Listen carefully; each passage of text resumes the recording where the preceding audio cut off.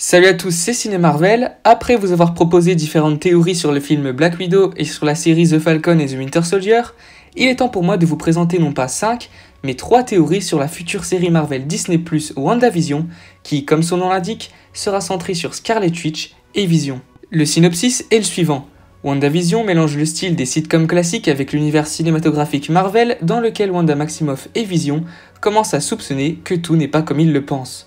Même si nous n'avons quasiment aucune info sur sa sortie, il est fort probable que la série commence sa diffusion en 2021, puisque The Falcon et The Winter Soldier a été décalé de quelques mois, passant d'août à, on le suppose, décembre. En revanche, nous savons officiellement que la série prendra place dans plusieurs décennies, que ce soit les années 60 ou 80, ce qui en fait pour le coup une série très originale dans l'univers du MCU. Avant de commencer, et si ce n'est pas encore fait, je vous invite tout naturellement à vous abonner à la chaîne, sans oublier d'activer la cloche des notifications pour être tenu au courant des prochaines sorties.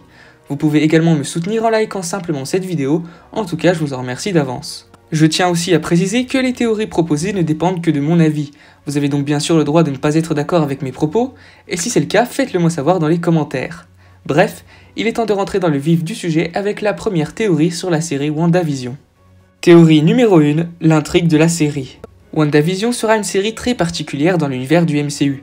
La première partie sera sous forme de sitcom, tandis que la seconde sera sous forme de fiction, du moins en théorie.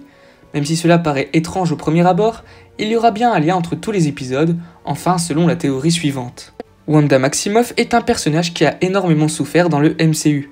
En effet, elle a perdu ses parents très jeunes, a subi de nombreuses expériences de la part de Strucker, tué de nombreux innocents à Lagos, a été traitée comme un monstre, sans oublier les morts de Pietro et de Vision qui l'ont très affectée.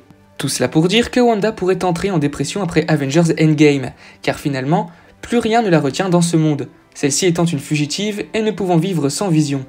Elle pourrait alors sombrer petit à petit dans la folie et nous révéler au grand jour la véritable nature de ses immenses pouvoirs. Ne pouvant plus contrôler ces derniers, elle les libérerait totalement et créerait sans le vouloir une réalité alternative, réalité dans laquelle elle serait beaucoup plus heureuse que dans la timeline principale. Voilà, selon moi et selon beaucoup d'autres, l'élément déclencheur de la série, les propres pouvoirs de Scarlet Witch étant à l'origine de cette nouvelle réalité. Depuis Avengers l'ère d'Ultron, ses capacités ne cessent d'augmenter et pourraient enfin s'exprimer pleinement dans cette série, devenant ainsi l'Avenger la plus puissante. Bref, dans cette timeline alternative, elle aurait la possibilité de vivre avec Vision et de donner naissance à 2 jumeaux, tout comme dans les comics, à savoir Speed, doté d'une super vitesse, et Wiccan, pouvant lancer des sorts, créer des champs de force et lancer des éclairs. Cette idée est fort probable puisque nous voyons 2 berceaux dans le teaser. En plus de Vision, elle pourrait ressusciter Pietro, alias Vif-Argent, mais ce dernier serait différent, n'étant pas le réel Quicksilver. Cela expliquerait donc la présence d'Evan Peters dans la série, celui-ci étant l'interprète de Pietro dans la saga X-Men. En plus d'un excellent clin d'œil, ça serait un bon moyen de montrer que cette réalité n'est pas la bonne, et que Wanda a fait une énorme bêtise. Car oui, je pense que la sorcière rouge se rendra tôt ou tard compte que cette nouvelle timeline n'a rien de réel. Ses souvenirs reviendront alors petit à petit, et l'héroïne comprendrait tout ce qui s'est passé, ainsi que le grand danger de ses pouvoirs. Évidemment, il y a fort à parier qu'elle sera profondément marquée par cette expérience. Théorie numéro 2, le lien avec Doctor Strange 2. Pour rappel, il a été confirmé que Scarlet Witch serait présente dans Doctor Strange 2. Il y aura donc un lien entre ce dernier et la série WandaVision. Il y a fort à parier que la série Disney+ ouvrira sur Doctor Strange 2 et posera les bases pour celui-ci, notamment au niveau de l'intrigue. Wanda aura une place très importante dans ces 2 œuvres, et je vois 2 façons de les connecter entre elles, à la fois assez subtilement et de manière cohérente. Je vais donc vous présenter ces 2 petites théories. Le meilleur moyen de connecter ces projets du MCU est le fait qu'ils mettent en avant le même antagoniste. Même si le Baron Mordo sera de retour dans Doctor Strange in the Multiverse of Madness, le principal vilain du long métrage est Nightmare, le souverain de la dimension des rêves. Je pense qu'il sera introduit dès la fin de WandaVision, et ce par le biais de l'héroïne. Selon moi, lorsqu'elle créera la nouvelle réalité, elle entraînera l'ouverture de la dimension des rêves, voire la libération de Nightmare. Même si je ne sais pas comment cela se produira, je pense que Wanda sera l'élément entraînant l'arrivée du super vilain. En ce qui concerne le sorcier suprême, il découvrira selon moi que Wanda est absente de la réalité principale. Il voudra alors sûrement tenter de la raisonner, de lui prouver que tout ce qu'elle vit n'est pas réel, et par-dessus tout l'aider à maîtriser ses pouvoirs. Cependant, Nightmare se mettra en travers de leur route et se servira sans doute de la folie de Scarlet Witch pour arriver à ses fins dans Doctor Strange 2. Évidemment, Wanda et Stephen Strange finiront par faire équipe et lutter ensemble contre le vilain, la mission de Strange étant de protéger la réalité du MCU à tout prix, comme il le dit si bien dans Infinity War. Théorie numéro 3, Wanda à l'origine des mutants. Dans les comics, Scarlet Witch est une mutante, et ça semble être également le cas dans le MCU, même si cela n'est jamais dit dans les films. Il faut plutôt se pencher dans l'encyclopédie visuelle des studios Marvel, dans laquelle il est écrit que la pierre de l'esprit aurait, je cite, débloqué un talent dormant. Cela signifie donc que Wanda possède ses pouvoirs depuis toute petite, le sceptre ayant simplement activé son gène X, le gène que tous les mutants possèdent, et qui est à l'origine de leurs pouvoirs. En plus de ça, rien n'empêche les mutants d'apparaître dans le MCU, puisque Disney a racheté la Fox.